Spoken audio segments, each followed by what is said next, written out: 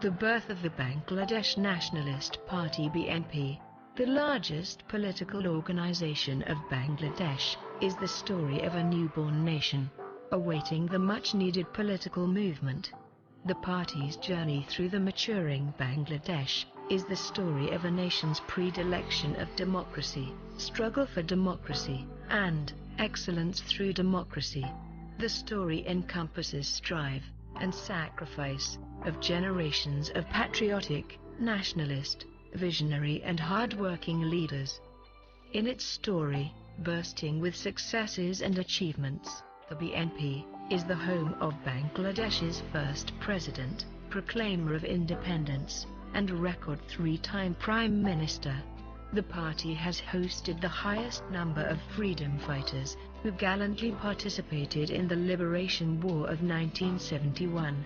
Established a political philosophy that combines Bangladeshi nationalism, Islamic principles, multi-party democracy, and grassroots empowerment.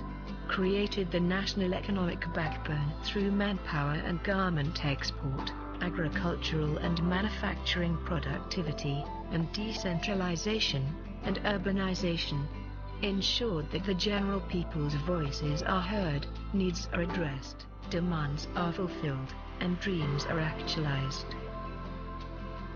The BNP was founded by President Ziaur Rahman on the 1st of September 1978, when the country's politics was lacking a proper representation of the nation.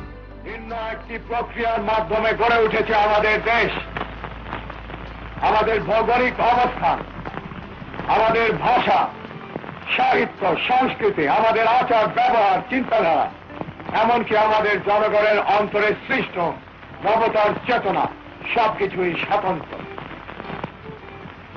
আমরা চাই আমাদের জনগণকে ঐক্যবদ্ধ করে বাংলাদেশের স্বাধীনতা ও সার্বভৌমত্বের চেতনাকে জনগণের মানে সুদৃঢ় ভিত্তিতে প্রতিষ্ঠিত করতে। এটাই হলো বাংলাদেশী জাতীয়তাবাদ। The party's foundation was not just a political gap filled as the aftermath of a horrific misrule, but also an inclusive socio-political pathway to thrive the then much-needed process of nation-building. Besides the foundation with immense historic significance for Bangladesh, and the international recognition for its revolutionary liberalization of the Bangladeshi economy, as well as the establishment of the SAARC, BNP's true political accolade is that the Bangladeshi people elected the party to govern them for a record 5 times, which is the highest for any political party in Bangladesh.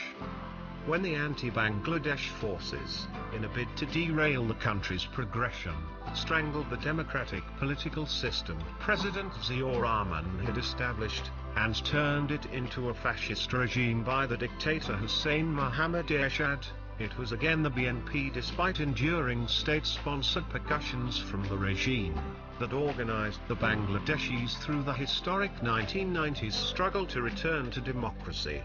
The 1991 BNP government, led by Begum Khaleda Zia, that was elected following the overthrow of dictator Ershad, began a new era toward excellence in governance, economy and social welfare. The BNP was again elected in 1996 and 2001 elections, where its effective stances were ascertained through rapid economic growth, infrastructural development, energy generation, expanded primary and secondary education, women empowerment, diminished crime and terrorism, and thorough grassroots engagement in governance policy making, the latter contrived by Sheikh Zia's worthy son Tariq Rahman. However, the rationalization of the BNP's historic and political significance for Bangladesh integrally lies in the pivotal role of its founder President Ziaur Rahman in the birth of the very country. So, now, let us revisit the history and see how the stories of Zia, Bangladesh and BNP tie together as one entity. March 1971. The only call the nation awaited was an articulate declaration of independence to counteract the oppression of the then West Pakistan regime. On 25th of March 1971,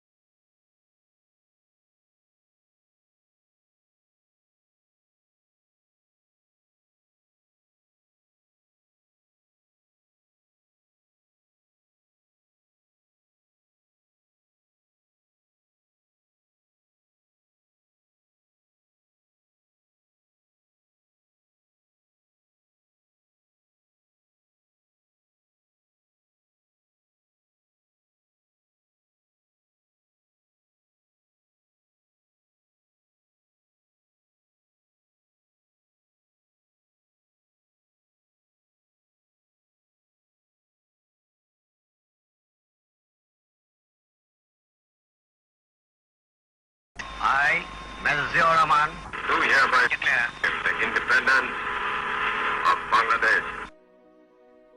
when Zia went on live radio and declared he was only 34 years old.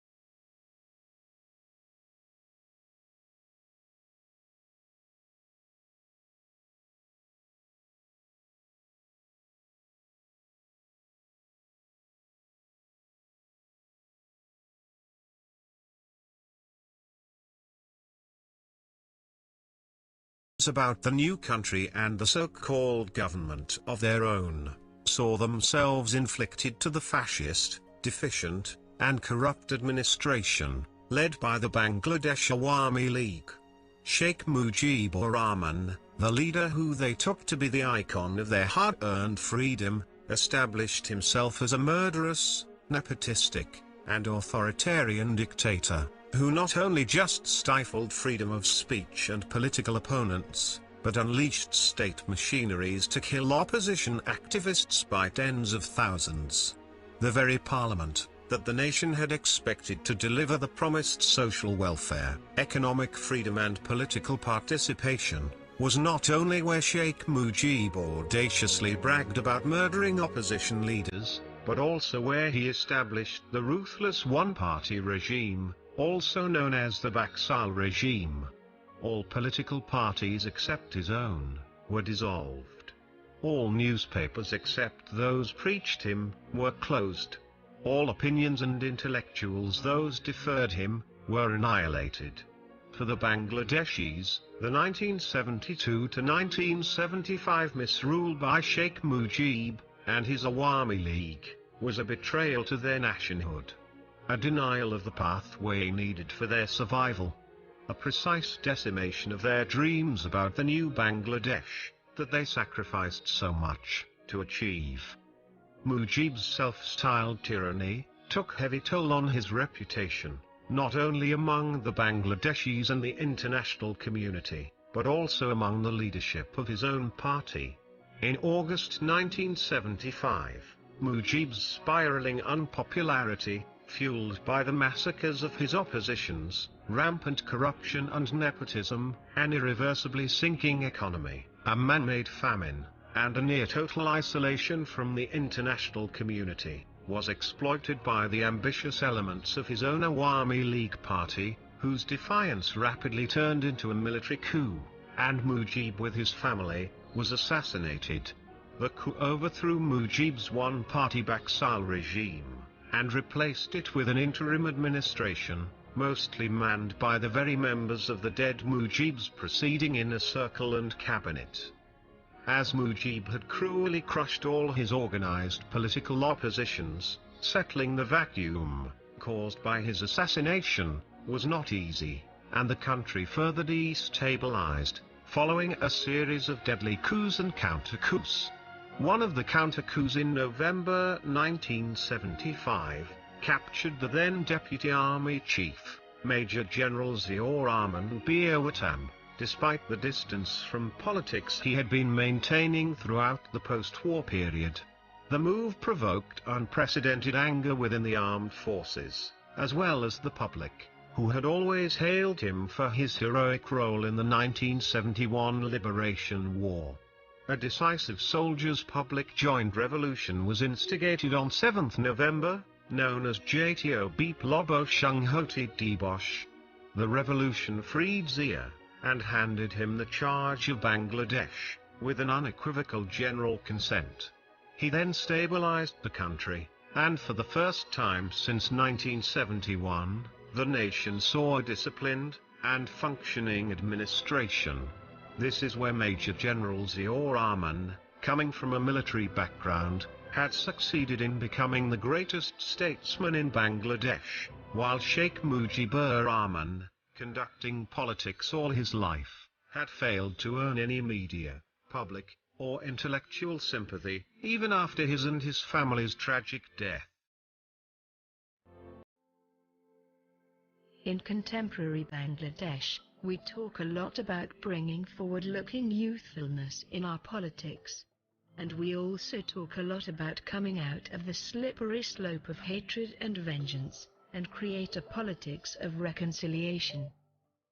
Indeed, it was Ziaur Rahman who brought all these traits together into the politics of Bangladesh about 4 decades ago, and helped the people of Bangladesh dream big. Zia took over the helms of Bangladesh, first as a major general within the army, and then as the elected president of the country. And that too, as a young man characterized by vision, dedication, determination and passion. By the time Zia died leading Bangladesh through its most formative years, he was only 45 years old. As a president, Zia single-handedly brought the dysfunctional state machineries back on track, re-established democracy incorporating all values, beliefs and ideologies, initiated progressive politics of national unification above partisan confrontation, passed research-oriented, reformative and revolutionary policies in all socio-economic aspects, drew sector-specific short and long-term developmental roadmaps, and integrated the country with the wider world. In accomplishing all these and rebuilding Bangladesh just within 4 years, Zia created the biggest ever national coalition and meaningful reconciliation. Not only did he include leftist, rightist, centrist political elements, he also relied heavily on fresh faces, young and bright professionals with proven track records of service, excellence and intellect, in his nation-building politics and policy-making. Zia's speeches and actions remain the most inclusive and the most successful vision of our nationhood, ever articulated by a Bangladeshi leader. His messages are as practical, relevant and advanced today as they were during his time. During Zia's lifetime, he dedicated himself to the struggle of the Bangladeshi people. He fought against the oppression of the West Pakistan regime, and against the domination of the independent Bangladesh's sectarian politicians. He cherished the ideal of a democratic and free society thriving in an independent and sovereign Bangladesh, wherein all Bangladeshis would live together in harmony and with equal opportunities, and where an elected government would strive for good governance, with a development agenda. It is an ideal which Zia hoped to live for, and if needed to be, it was an ideal for which he was prepared to die. And the preparation for death had to come to effect. Zia had to die and become Shaheed, a martyr, for, and of, Bangladesh. Zia had to become Shaheed because he was loved, and owned by his country and countrymen, for his commitment, character and contribution. Zia had to become Shaheed because he developed Bangladesh overcoming all turmoil, and established democracy eroding a one-party ruling. Zia had to become Shaheed because he did not want to compromise the independence and sovereignty of Bangladesh.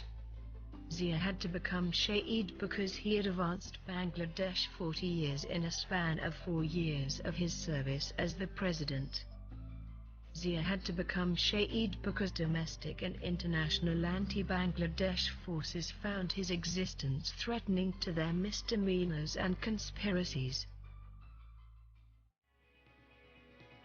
Today, we do not have Shaheed Zia with us anymore. But we have got two of his legacies with us, the legacies that bear Shaheed Zia's dreams and visions, the legacies that bear his thoughts and ideologies, and the legacies that bear his emotions and bloods. First, the largest and most popular political party of Bangladesh, the Bangladesh Nationalist Party (BNP), led by the three-time Prime Minister Begum Khaleda Zia, which Shaheed Zia established with a view to deriving a government truly of the Bangladeshi people, by the Bangladeshi people, and for the Bangladeshi people.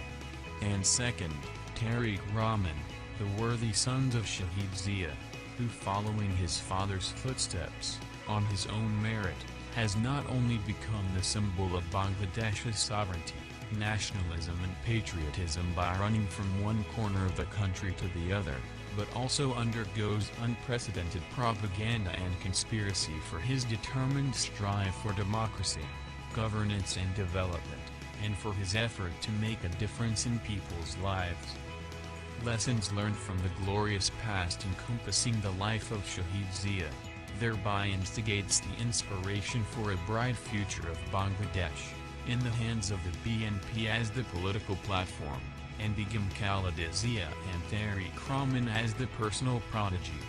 Let us all work together and add value to the BNP, Begum Khaleda Zia and Tariq Rahman, and pay tribute to the political thought, ideology and legacy of Shaheed President Zia Rahman, one of the greatest men ever produced on the soil of Bangladesh.